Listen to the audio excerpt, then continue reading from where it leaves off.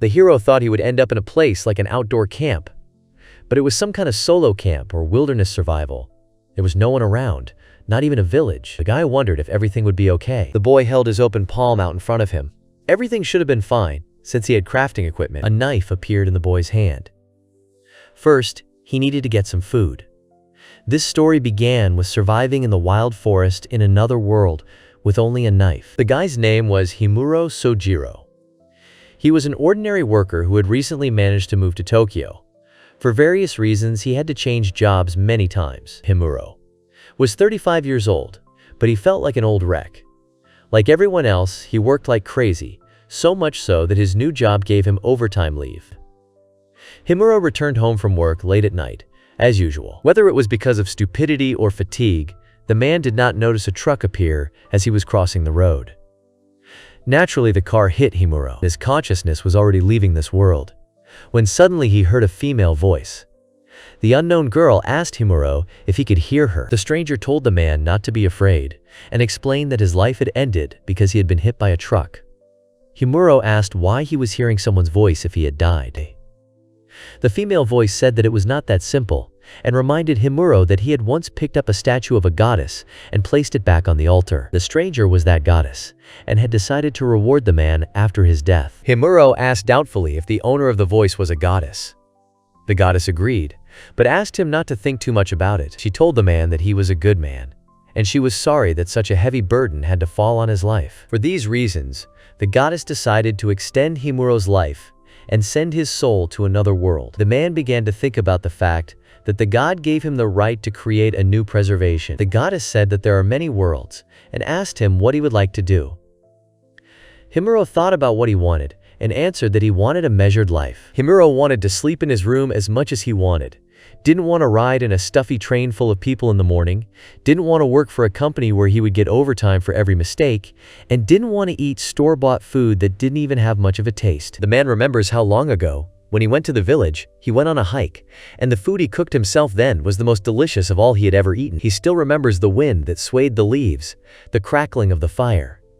These sounds healed his wounded soul. Himuro told the goddess that food prepared with his own hands was the most delicious, and that was what he wanted. The goddess exclaimed that it was not for nothing that he had picked up her statuette on that expedition, and said that it was nothing other than fate. The goddess said that she would give Himuro, as a good man, a special gift.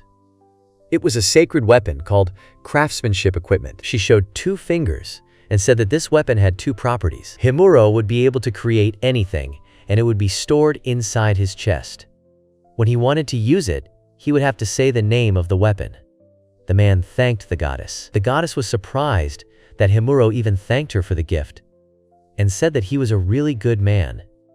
She said that it was time for him to go. The goddess told the man not to worry, because she would find the best place for him. The goddess said that her name was Anna, and that she had already given birth to him in another world. She declared that she would bless this soul and grant this body a sacred weapon. These powers would help the man live happily on the new earth. The goddess smiled and told Himuro that she would grant him the rest of the powers she had. The man was surprised. After this, Himuro opened his eyes in a new world. Himuro felt good. The fatigue in his body, the tension in his shoulders, the pain in his stomach from stress and gastritis were gone. A healthy body already made the man happy. He thanked the goddess for not only giving him the sacred weapon, but also healing him. Himuro was surprised that he could even squat, but he stopped abruptly, remembering the sacred weapon. The guy said the words about craft equipment, and his palm glowed with a bright light. He was a little surprised. A knife with a black handle appeared in his hand. Himuro finally understood what it looked like, and noticed that the knife fits very comfortably in his hands. When he called the weapon again, it disappeared from his hands. Himuro thought that he could freely summon and put away the weapon, like a hero from a children's anime. The guy figured that out, but the problem was something else entirely. He found himself in the middle of a dense forest, with no signs of life around. That wasn't exactly what Himuro wanted. Himuro used his ability again. He certainly liked to go on solo trips, but he ended up alone in the wild. He needed more equipment for the trip. Himuro only had fantasy clothes that weren't suitable for a trip, a sacred knife, and that was it. The boy closed his eyes. Himuro wondered if there was any point in complaining. The basic rules of survival were to not panic and assess the situation, and think about what he could do. The boy thought about it. He looked at his reflection in the blade of the knife. It was a special tool that, according to the goddess, could take any form and return to its owner if he left it somewhere. Himuro decided that this was the right time to try it. He spoke the words to activate his ability. Himuro recalled that this weapon had two properties. One of them was tool. The boy could shape this knife into any tool he wanted. Himuro was surprised. An axe appeared in the boy's hands. Now he was convinced that it really worked. Himuro found himself in a deserted forest with an axe in his hands and decided that he should try it at least once. He swung the axe. Himuro threw the axe at the tree with all his might. The tree trunk instantly shattered into pieces where it hit. A thick trunk of a tall tree began to fall on the motionless Himuro. He was horrified. He had just been reborn and was already on the verge of death. The boy fell to the ground and opened his mouth to scream. Himuro opened his eyes and saw that the tree was no longer falling. The guy was very surprised that it actually stopped. Himuro's second superpower was to improve conditions. The goddess, when telling him about it, suggested imagining a situation where Himuro wanted to build a birdhouse. He would have to hold nails with his fingers to drive them into the wood, or work the wood on a workbench. With this power, all of these things could be done without even thinking about them. For example, if Himuro didn't have a table, he could take a board and hold it in the air. After that, he could use it as he saw fit. If there are no nails for a birdhouse, it's okay, because you can give the object any shape without them. Himuro could cancel the shape he created at any time. His tool literally has control over space and time. When he heard this, Himuro didn't quite understand what it meant and thought that this power was like glue. The goddess said that with the power of tool and improvement of conditions, Himuro had a portable workshop with him in only one item. She hoped that the man understood everything. Himuro said that he would definitely figure it out. He crawled out from under the tree trunk and stood next to it, touching the wood with one hand. The axe was stuck in the ground in the middle of a large crater. Himuro said out loud that he understood everything.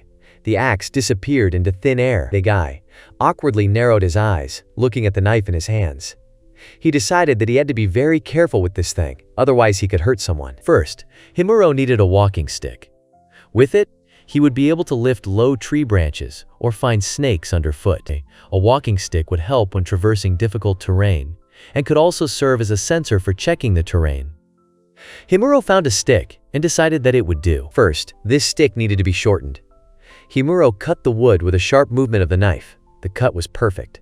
The guy decided to move on to processing. He remembered how he had previously struggled to shorten the stick with an ordinary knife. The stick needed to be stripped of all its bark. The work was done quickly. Himuro said he didn't have much experience with it, but it was done well. He spent less than 5 minutes on it. The quick work, the perfect cut, even though Himuro hadn't really done it, was the power of the craftsman's equipment. The boy was working the small piece of wood in his hands. Himuro made a handle. He connected it to the stick, using the power of improving conditions. The walking stick was ready. Himuro decided to test how well the condition enhancement worked. He started swinging his walking stick from side to side and hitting it against trees. No matter what he did to it, nothing happened. This meant that no physical consequences would change its shape. Neither the handle nor the stick were damaged. However, the boy could cancel the enhancement at any time. A knife that could turn into anything while being very sharp, the fixing power of any object was simply incredible.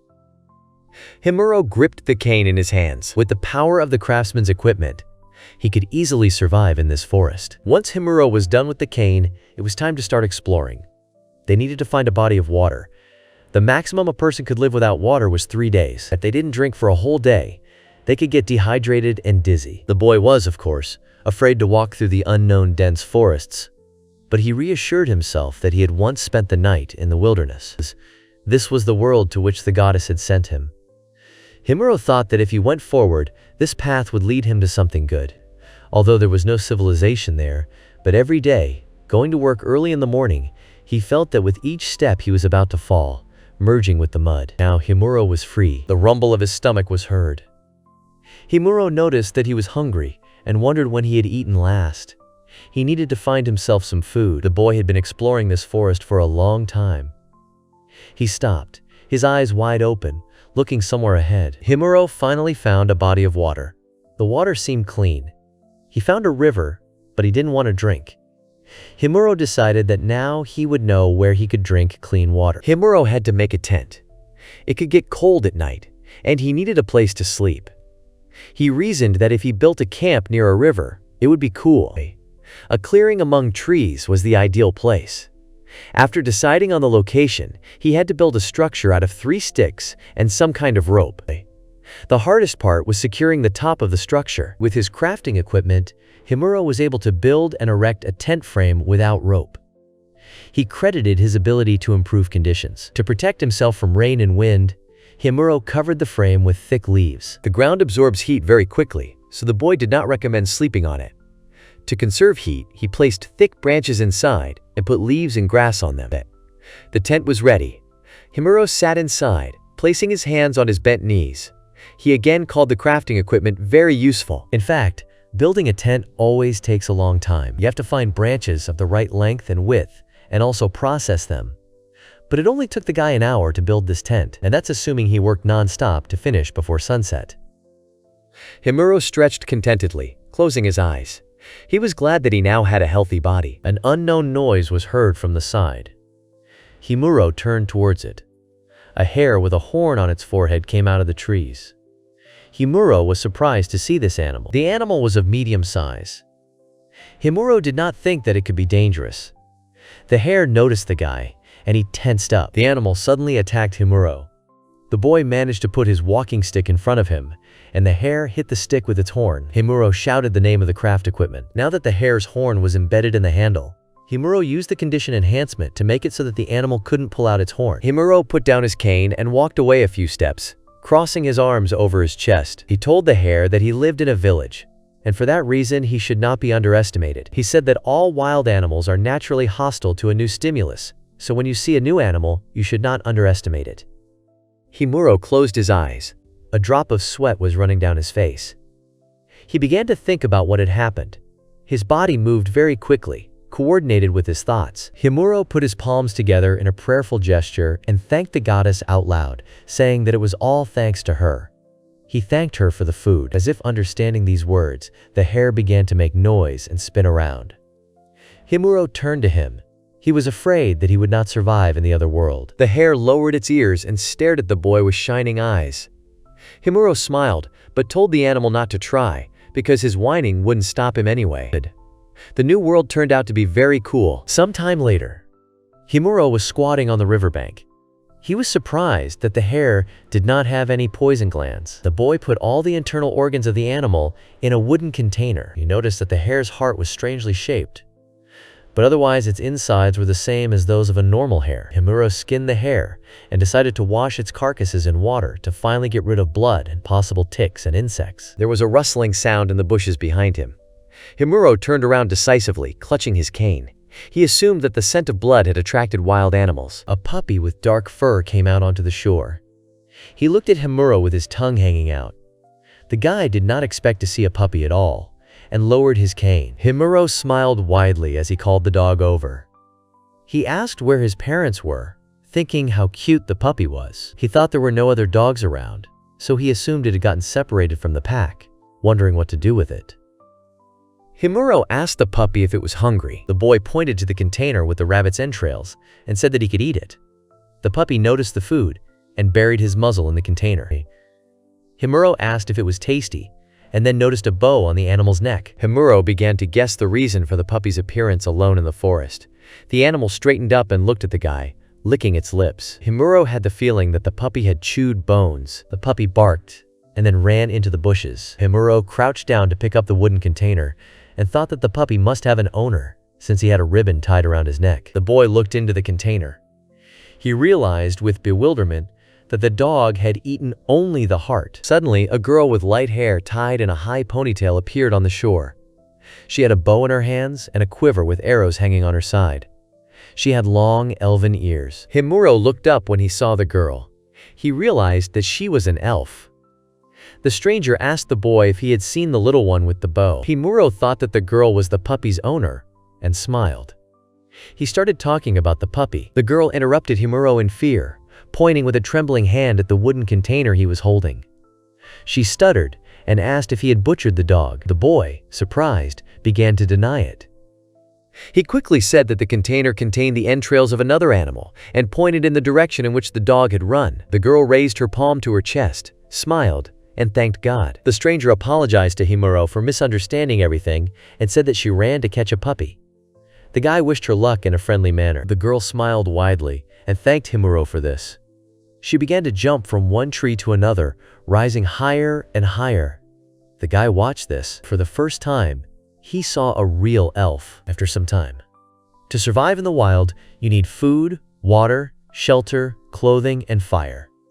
To make a fire, you need dry. I would be very happy if you subscribed to the channel, liked and wrote a comment, rating this manga on a scale from 1 to 10. Your opinion is very important to me. This will help me better understand what my audience is interested in, because you are really important to me. Branches and grass.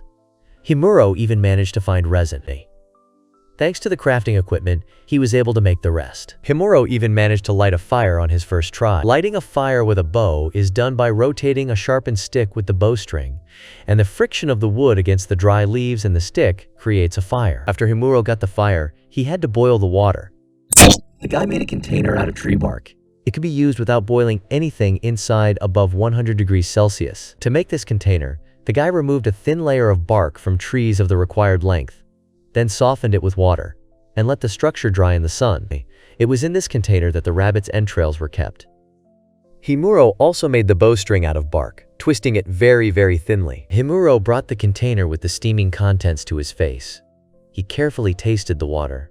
The guy realized that it did not have any strange taste. It was ordinary boiled water. Now it was time to prepare the meat.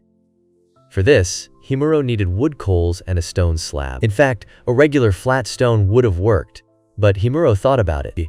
He wondered if this knife could cut wood as easily as a guy cutting tofu. Would it cut stone as easily, or would it break? So he made a stone slab. Himuro seared the meat on both sides, then placed it on a wooden plate. To make a hair steak, Himuro recommended using the back part. It was the most delicious. The boy folded his hands in a prayerful gesture and wished himself a pleasant meal. He cut the steak and stabbed it with his fork, then put it in his mouth. Himuro chewed the meat, and his eyes widened. His mouth filled with meat juice with each bite. Usually, hare meat is dry and somewhat similar to chicken fillet, but this hare's meat was fatty and sweet, similar to duck meat. Himuro exclaimed that it was very tasty. He cut himself another piece of steak.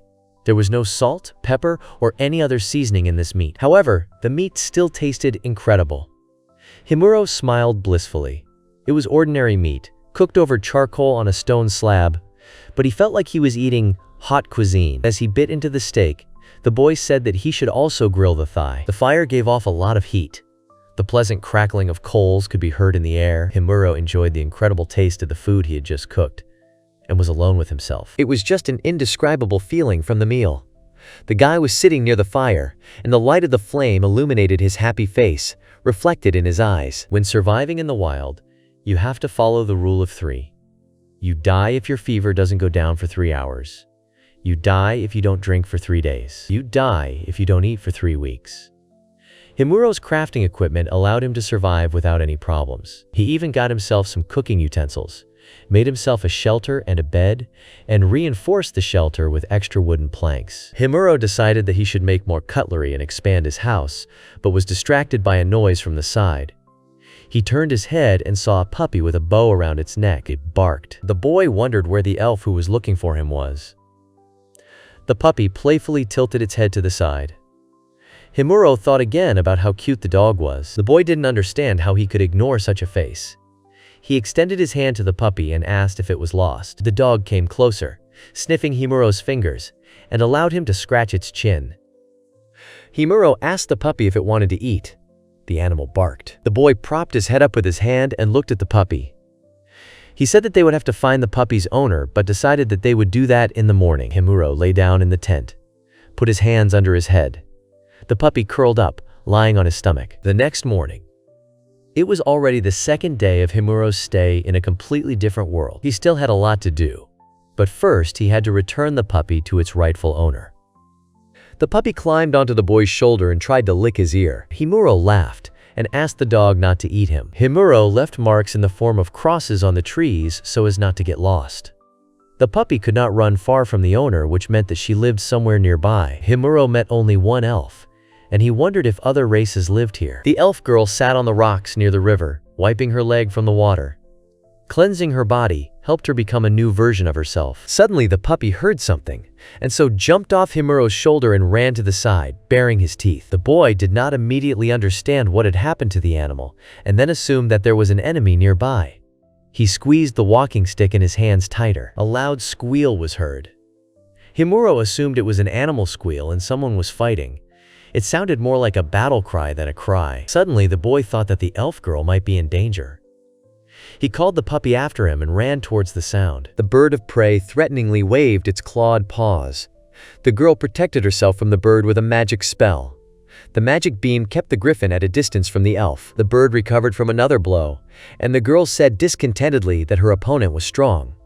The puppy began to bark to attract attention. The bird of prey and the elf turned their attention to the puppy and Himuro.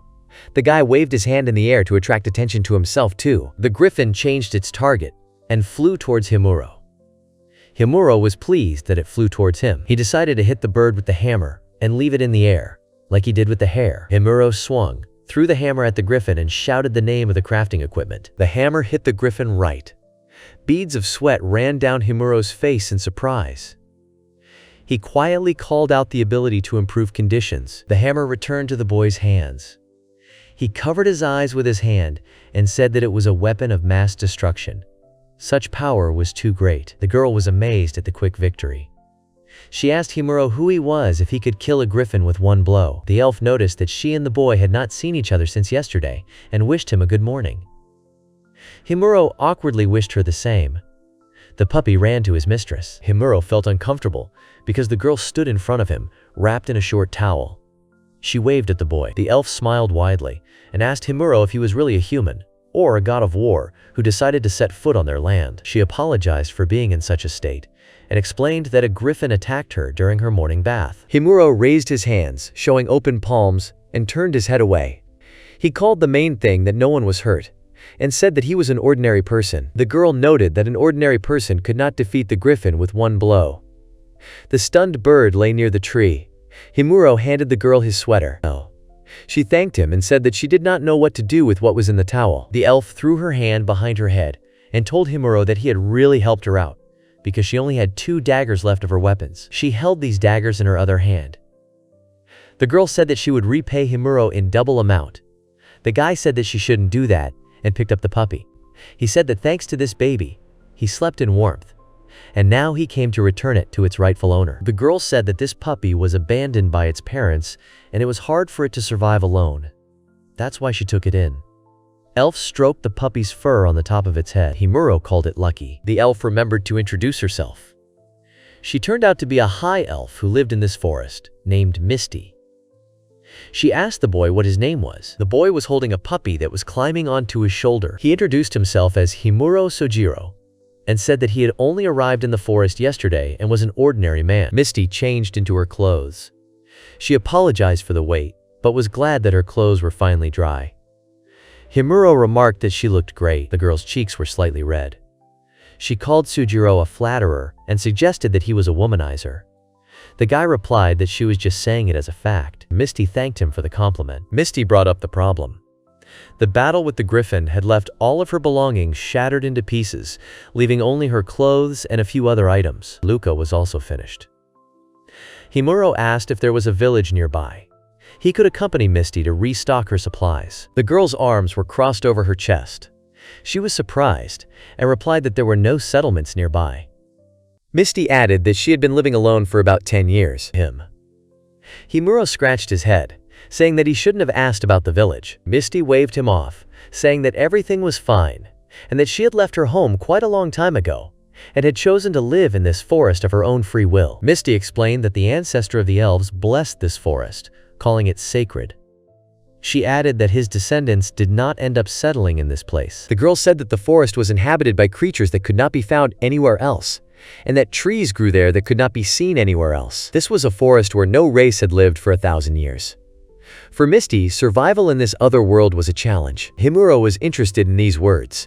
He asked about how this forest could be untouched for 1,000 years. Misty looked at the boy with surprise.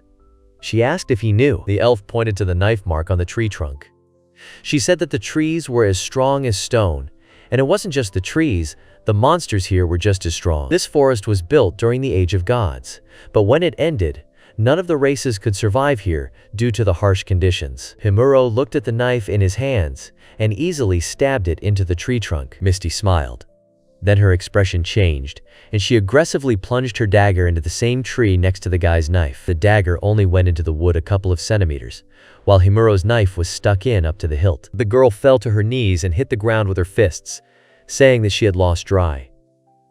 Himuro picked up his knife and said that it was his weapon, not his physical strength. The puppy licked his mistress on the cheek, and she raised her head. Misty stood up abruptly and bowed from the waist.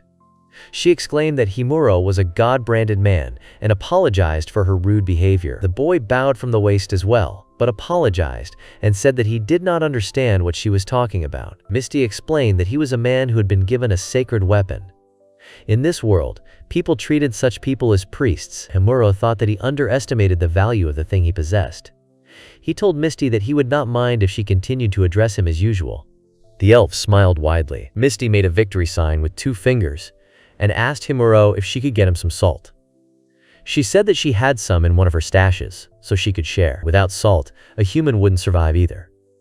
If there was only meat, it wouldn't be a problem, but in any case, it was better to have salt on hand than to have none at all. Himuro told Misty that she didn't have to repay him. She exclaimed that she did. Misty suddenly approached Himuro's face and shook her fist at him, saying that not only did he save her from the griffin, but he also brought her lost puppy back, so she should repay him in full. The girl disappeared into the forest, shouting at the guy to wait, because she would be back soon.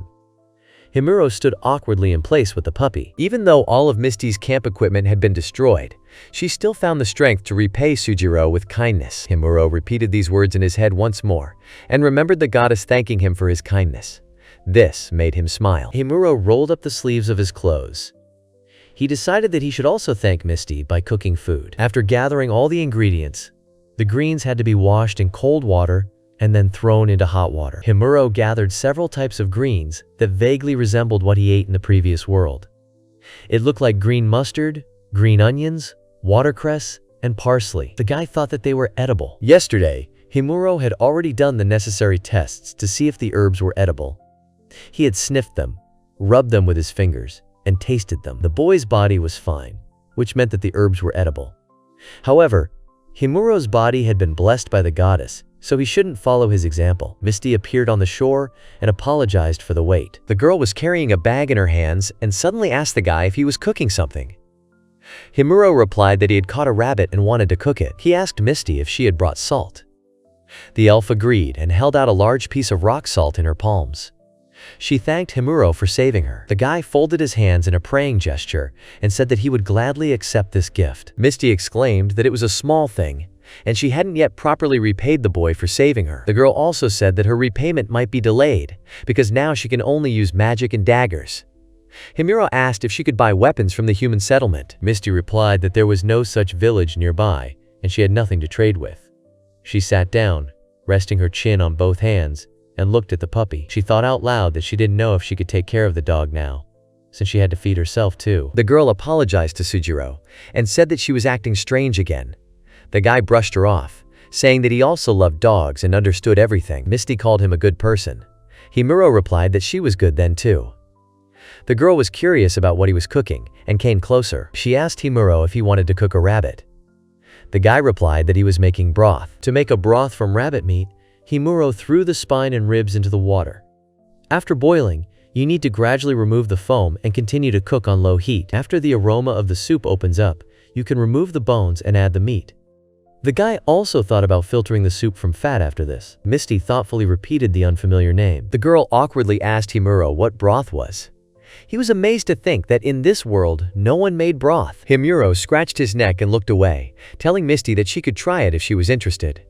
The girl was very happy and asked again if she could eat with him. The guy didn't know if Misty would like the food, so he warned her right away. Misty said that she couldn't help but like it, because it was a rabbit dish.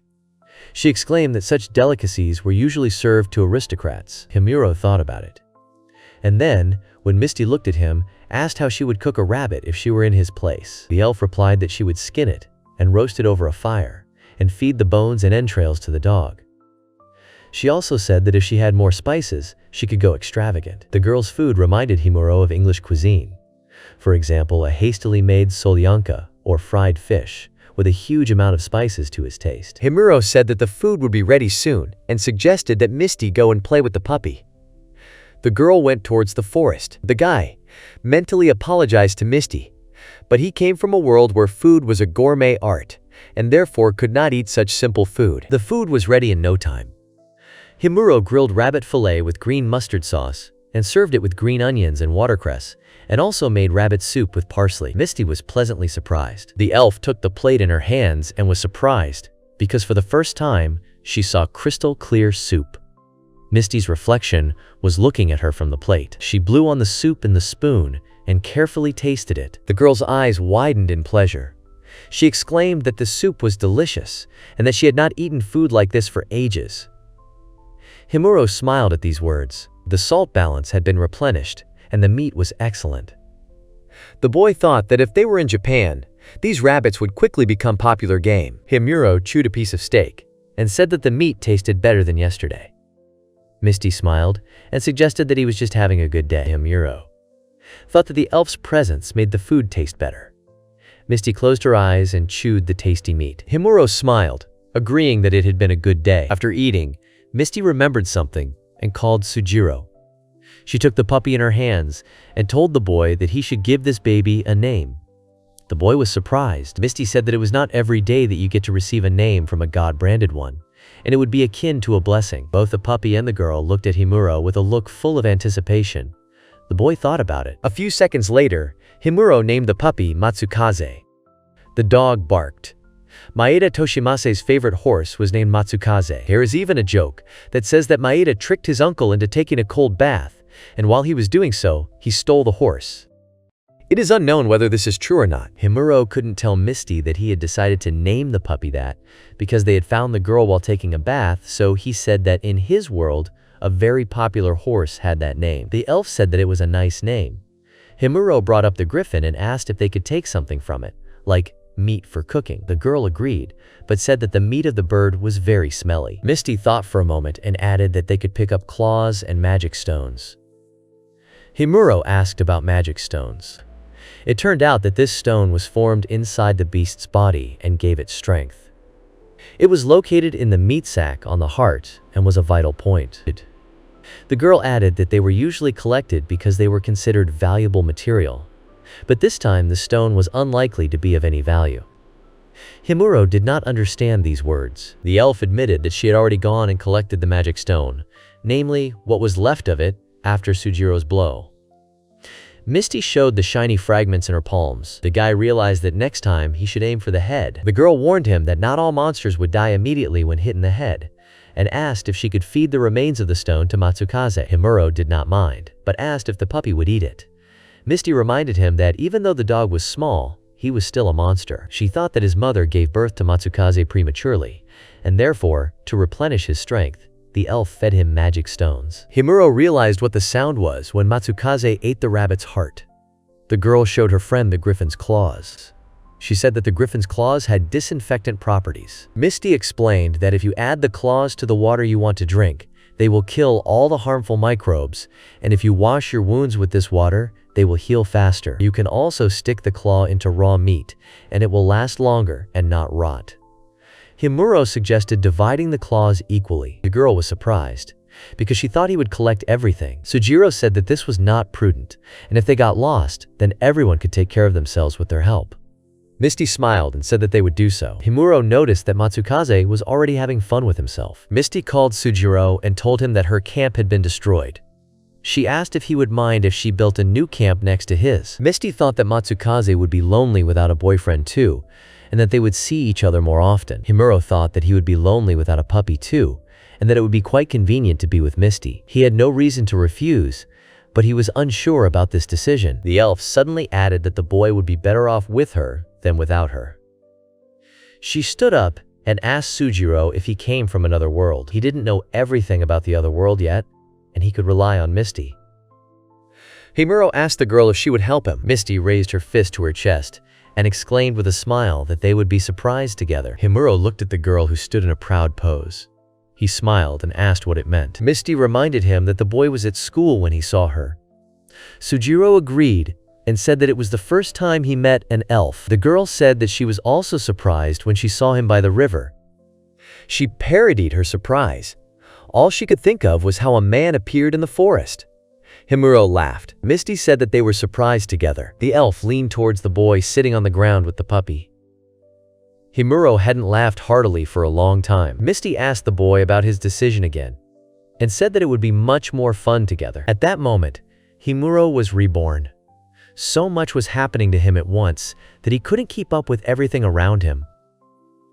Subconsciously, he wanted his luck to stop. He was afraid that something terrible would happen in the future, and he was avoiding opportunities. Himuro called Misty's name. The boy told the elf that he would rely on her.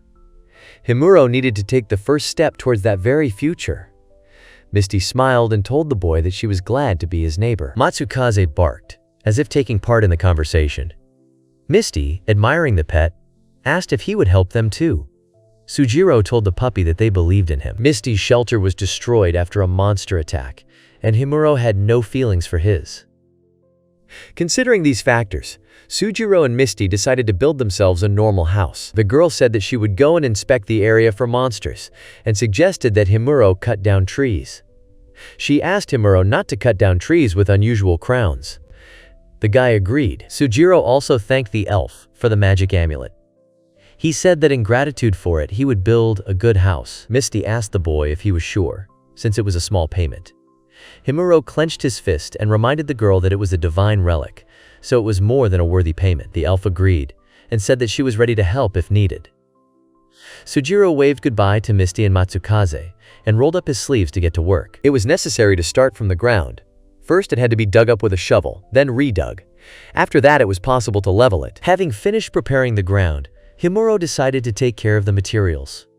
The tree had to be cut down in the direction it was supposed to fall. A small wedge-shaped depression had to be made to make it easier to lay them down later. With this method, the tree would collapse under its own weight, and this was very convenient. For Sojiro, the main thing was not to overdo it, otherwise the tree could fall in an unknown direction, and that's very bad. It took the guy a few tries to figure out how to do it right.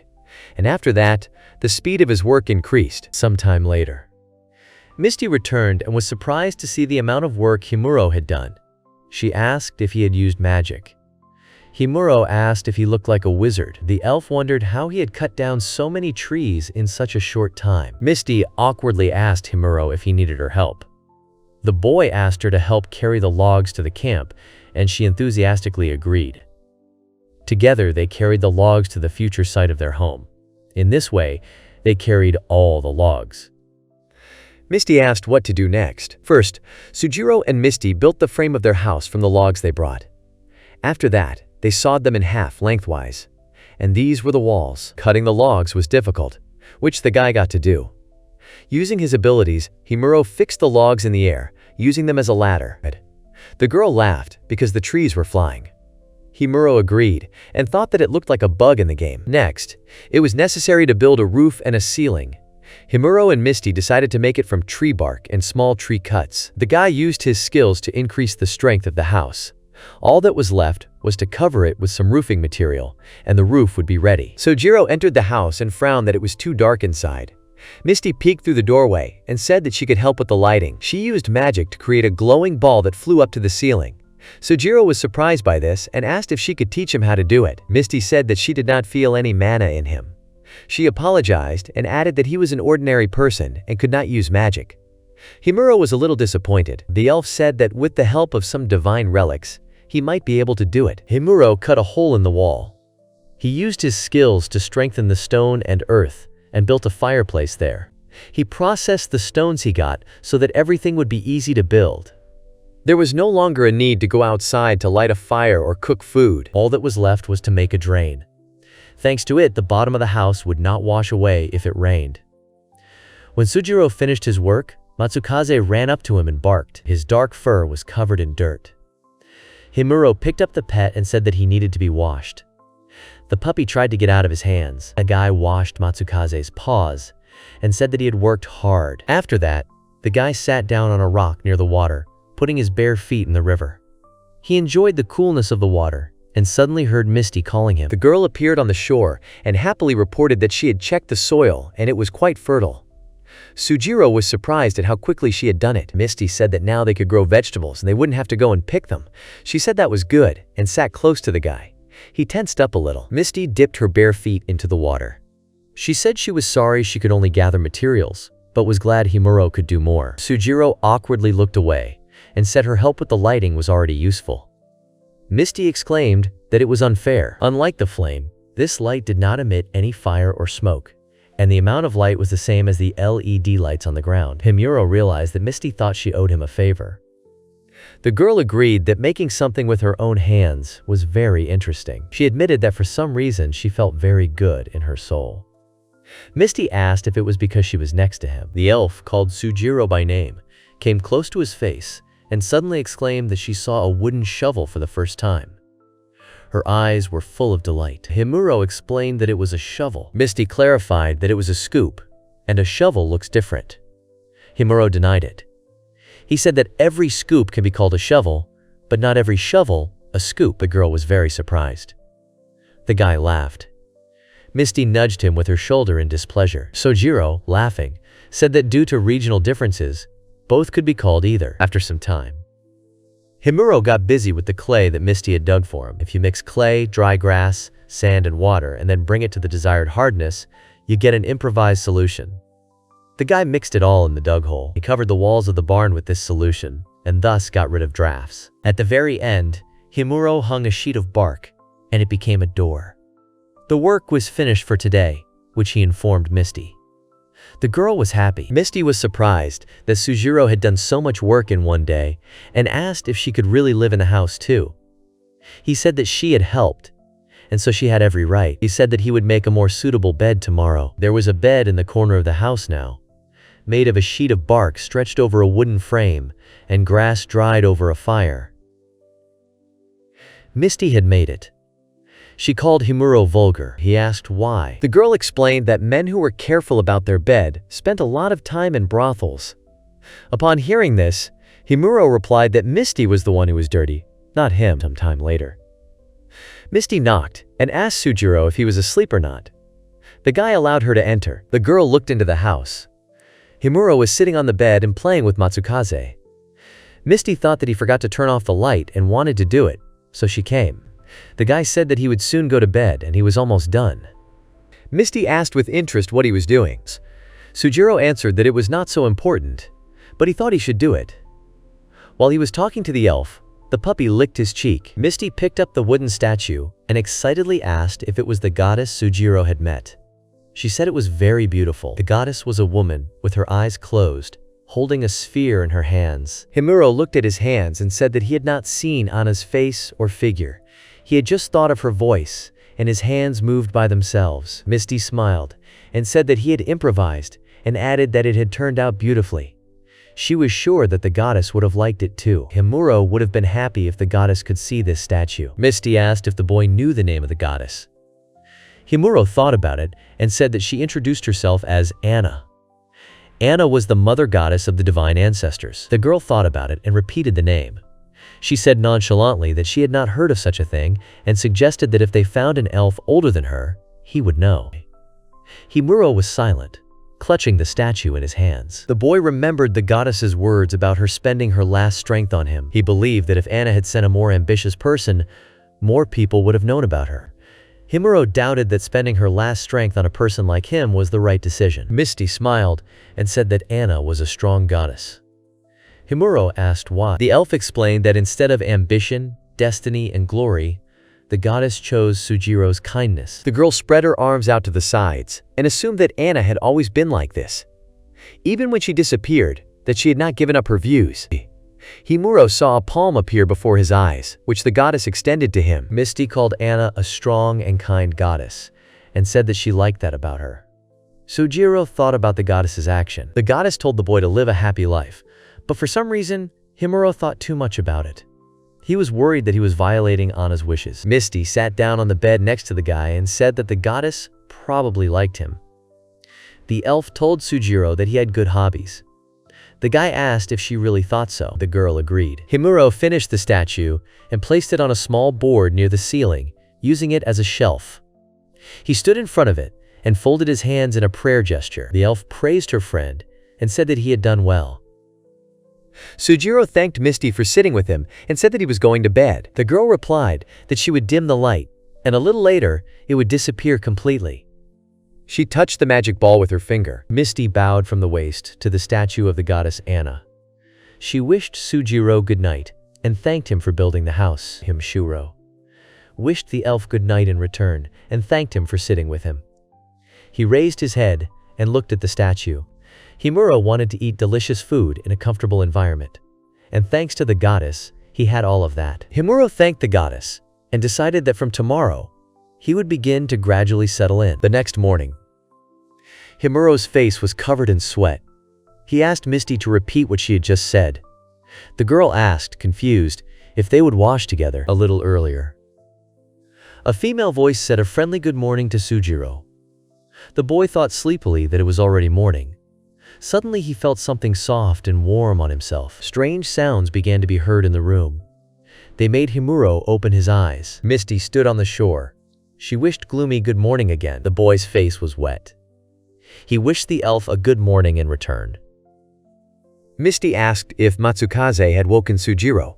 The boy said that thanks to him, he woke up quickly. He took a few sips of water. Himuro was surprised that the water with the griffin's claw actually became cleaner. The guy said that you can wash yourself with this water and took another sip. Misty exclaimed that she wanted to do it too, and then went up to the guy and asked if they would wash together. Himuro asked what she said. The girl repeated her question and asked if he had heard. Himuro, shocked, asked if she was joking. Misty asked if the guy was the type to wash once a week and said that she liked to wash every day. The guy replied that he felt weak when he washed every day and once a week was better. Misty exclaimed that this was great and called him to follow her. It is better to wash in the open in pairs. Two people accompany each other. One washes while the other stands guard. Misty said that monsters can attack while you wash him. Himuro understood that this is a countermeasure against monsters. The girl apologized and added that it was necessary to explain everything from the beginning. Misty smiled and said that she trusted Sujiro, and that's why she invited him along. The boy held Matsukaze in his arms and thought that he had nothing to worry about. Misty washed herself while flying high in the air. Himuro looked at her from behind and thought that improved vision was a great thing. The girl finished, dried her body with a towel, and told the guy that it was his turn. He agreed. The elf handed him a towel. Sujiro clarified that it was her towel. Misty, who had managed to change her clothes, explained that she had dried herself with this towel and she had no other cloth. She decided to lend it to her boyfriend. Himuro remembered how the elf had dried her body with this towel. Misty began to dry her long hair with a spell that created a strong flow of air. The guy said it was convenient. The elf noted that Sujiro was always surprised by magic. She said that with its help, hair and clothes can be dried quickly. It was an extremely useful thing. Misty suggested Himuro take his clothes off by the river so she could wash his clothes. He shook his head and firmly stated that he would bring them after the bath. The guy took off his clothes. He decided to cover his bottom with a towel and dry himself with a shirt, and then let it dry. The water was cold, but Himuro was grateful for the coolness. There were even fish splashing in the river. Misty and Sujiro washed up successfully. For breakfast, they ate char fried on a stone pan. Misty asked Himuro during breakfast what his plans were. The guy said that he wanted to make this place more comfortable for living and cut down trees to make furniture. Himuro said that if Misty didn't mind, he would leave the hunting to her. The girl smiled happily and said that she could be relied upon. She wanted to teach Matsukaze how to hunt. Misty asked what the boy would do. Sujiro decided to start with the table and chairs.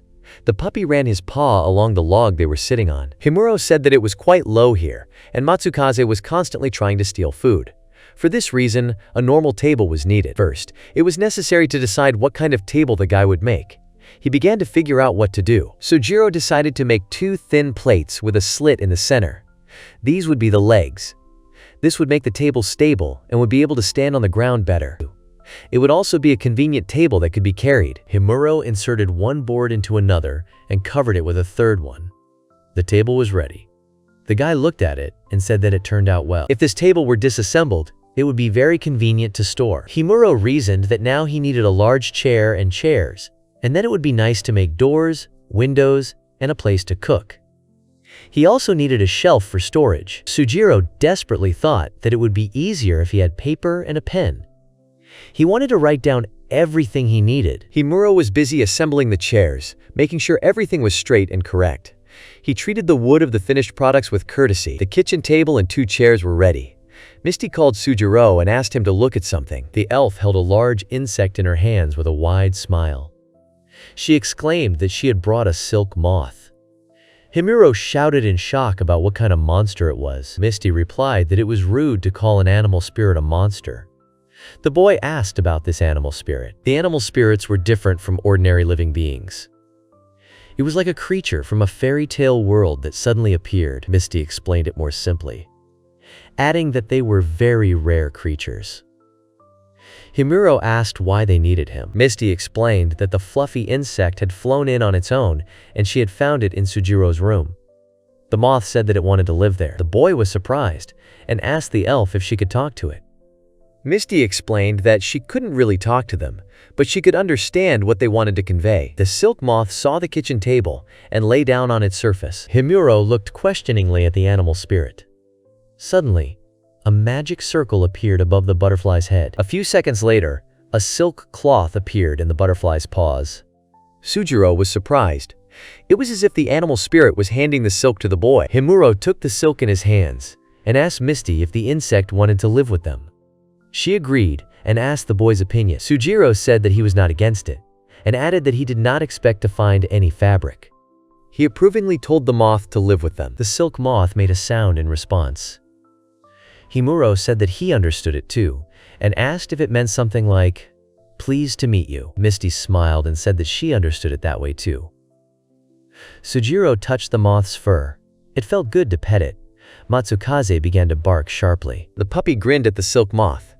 Himuro waved his hand awkwardly and asked his pet to befriend the insect. The boy sat down next to Matsukaze and stroked him, assuring him that he was also fluffy and that he liked him. Misty suddenly turned her head to the moth and thought about something.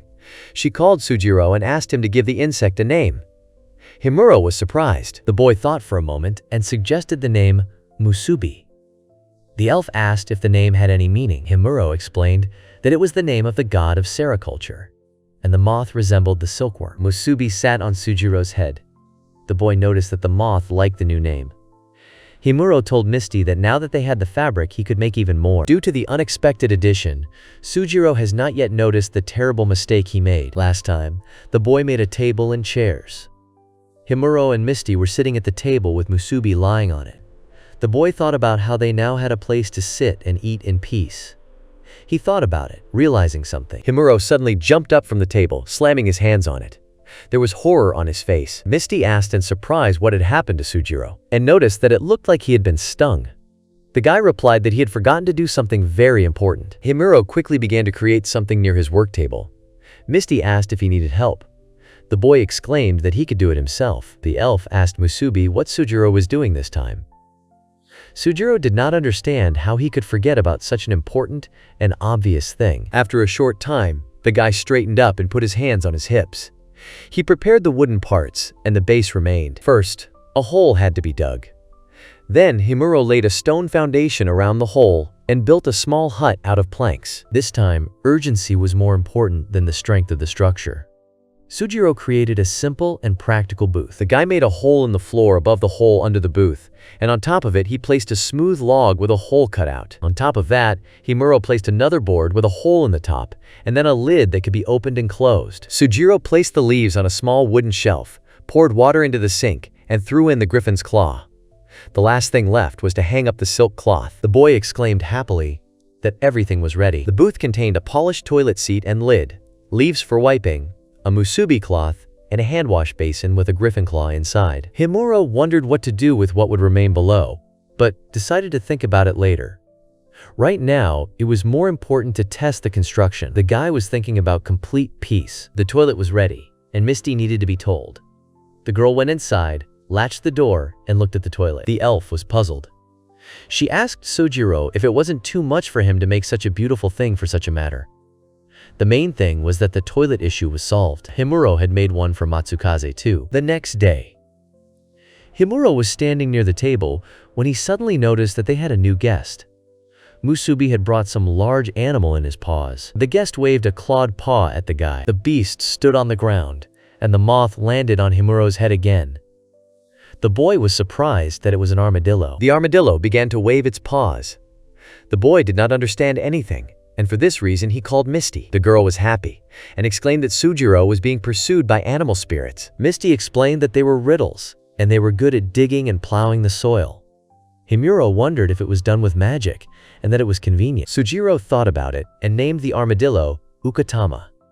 He explained that it was a fertility god, and asked the animal if he liked it. Ukatama made a long sound and spread his paws out again. Misty looked at it and called the boy. The girl said with a smile that Ukatama offered to take care of the plants and work with the soil in the toilet. Himuro asked Ukatama if he wanted to compost and thanked him for it. He asked the elf what to feed him. Musubi ate leaves with salt water. Misty said that riddles eat bark, water, and various fruits. Sujiro thought about it. He said that there would be no problem with the bark, and that there were berries growing in the forest. Misty assured the boy that Ukatama could grow everything himself. The boy called him self-sufficient. In other words, the armadillo only needed soil. Himuro took the shovel in his hands and decided that he would do everything now. First, he needed to uproot the stumps. To do this, first dig up the surrounding soil, and then uproot the stump itself. Unfortunately, Himuro did not have any heavy equipment, and this could take a long time. The boy had to start digging and cutting, digging and cutting, digging and cutting. If you don't dig out the stumps carefully, the roots can get in the way, and it will be very difficult to get rid of them. Himuro got very lazy and put it off until later. Of course, the guy had a shovel created by crafting equipment, but that alone was not enough to easily deal with everything. Sujiro picked up a hook with chains. The guy fixed a hook with chains on an air block that rested on the ground, and secured the second hook to a stump. Himuro pulled the chains, and the stump pulled out of the ground with ease. The boy was pleasantly surprised by this. Sujiro didn't even put in any effort, but it was easy. With that condition, he agreed to do the job. The boy thought that it was all about the incredible power of the crafting equipment, but he was glad that it was easy. After that, everything was stable. Himuro uprooted the stumps, and Ukatama rolled them off the field. After some time, the uprooting was finished. The boy asked the armadillo if he had enough space for a vegetable garden. But Ukatama had already started working. Himuro was lying down on his chair with pleasure, glad for the long-awaited break. After a while, he wondered what Ukatama was doing and decided to take a look. The guy came to the field and started asking about what the beast had managed to do, but he didn't finish. Sojiro was amazed that Ukatama had already finished and dug the ground into neat rows. The boy looked around for the armadillo. Ukatama was sitting on a stump, gnawing on a piece of wood in his hands. Himuro thanked him for the field and asked him to let him know if he needed anything else. Himuro was talking to Misty. He said that Musubi makes silk and fabric, Ukatama makes fertilizer, and now there is no need to throw anything away. They were looking at the puppy that was walking near the riddles. The guy started talking about something else. Sujiro asked why they had such an unusual zoo. A puppy, a moth, and an armadillo. The boy asked why they had so many animals in the first place. Misty suggested that they had come because of the divine aura. There was a cluster of divine energy in the place where Himuro had placed the statue of Anna. Sujiro asked if it was bad. The girl replied that it was very good. She was sure that the guy had such a destiny. Misty asked him to consider that when they met, he had already met a rare creature, and pointed to herself. She winked. Himuro said that if it was fate, then he was glad. He told Mistia that he was very happy to meet her. The girl was surprised. She asked if it was true and looked away, rubbing the back of her head. Himuro smiled and thought that Misty was a very good cook. That day, Mistia killed the boar monster. She herself did not know how she managed to bring it down. Today, one good thing happened after another in the Adventurers Guild. There was a large crowd inside. A figure in dark clothes approached the counter. The girl working there casually said to hand over the guild card and take off her hood. The man placed the card on the table and the girl thanked him, holding out her hand with several rings on her fingers. The worker read the name on the card and her eyes widened. She realized with horror who was standing in front of her. The girl exclaimed, calling the man by the name of Black Sea Ion. This cry spread throughout the guild and silence ensued. People began to whisper about this man, saying that he was a puny boy, the personal mage of the royal palace. They did not understand what he was doing in the Adventurers Guild. The guild worker behind the counter took the cigarette out of her mouth and raised an eyebrow, asking what such a high-flying bird needed here. Himuro looked at the salt rock he was holding.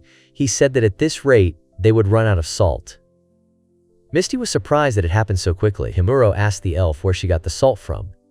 She explained that she collected it downstream. Misty said that since they needed it, she was planning on making something else at the same time. The girl said that there was a city in the same direction and suggested going there. Sujiro was a little puzzled. Misty explained that they usually sold salt and many other things there. She sold them what she found in the forest, and added that you can also buy ink, dyes, and seasonings there. Hearing this, Himuro was immediately inspired by the idea and was ready to go. He realized that he could try out new recipes. The guy realized that they had nothing to sell right now, but Misty said that would be no problem. She winked and said that they had Himuro himself. Misty and Sujiro decided to go to the city. Musubi went with them. Matsukaze was a monster, so he couldn't be brought to people, and Ukatama looked after him. The two stayed behind to watch the house.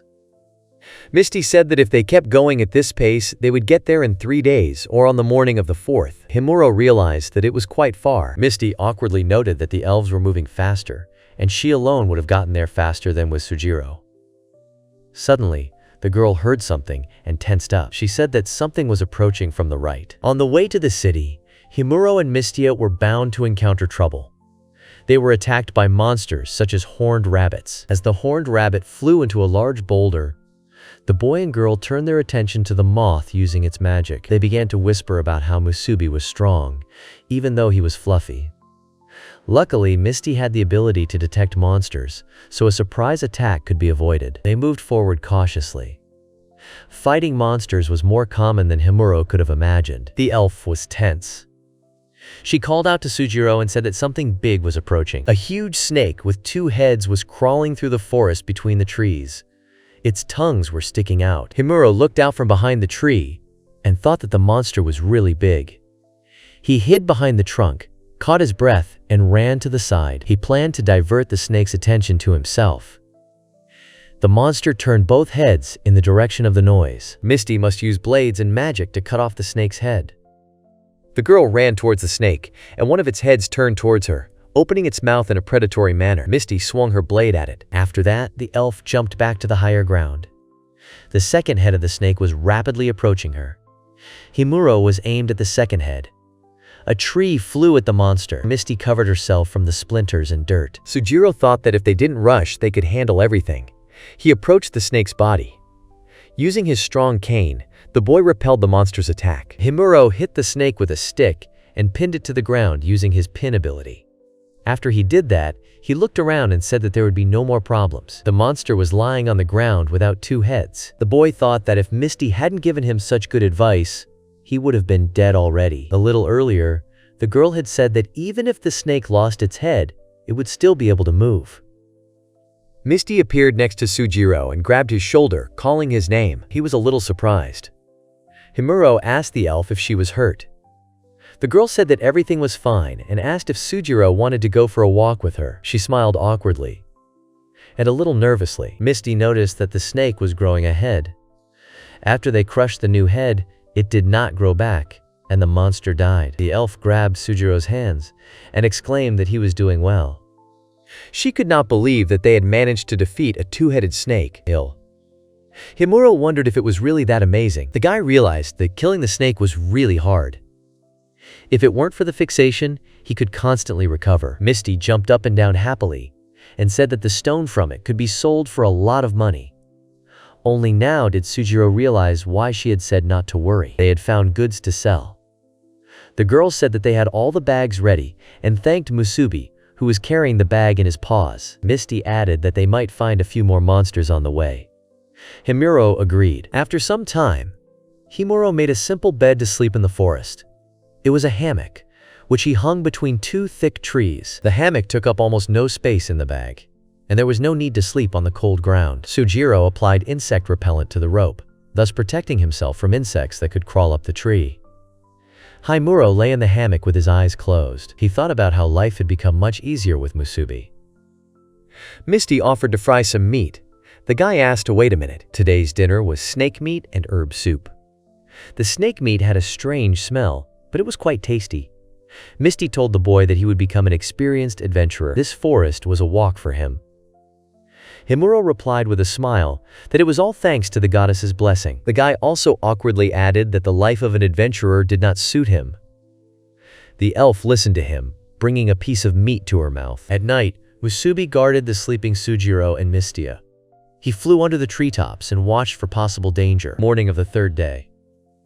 Misty happily reported that they had already reached the road, and it was only an hour's walk to the city. Himuro walked next to them, carrying a backpack and Musubi on his back. He noticed that the atmosphere in the forest had changed. The girl clarified that he had noticed this, and explained that this was already a very ordinary forest. Misty said, almost instructively, that the magical power here is not that strong, and for this reason there are not so many monsters, and besides, people exterminate them. Soldiers were recruited to clean up the forest, and they fought fiercely.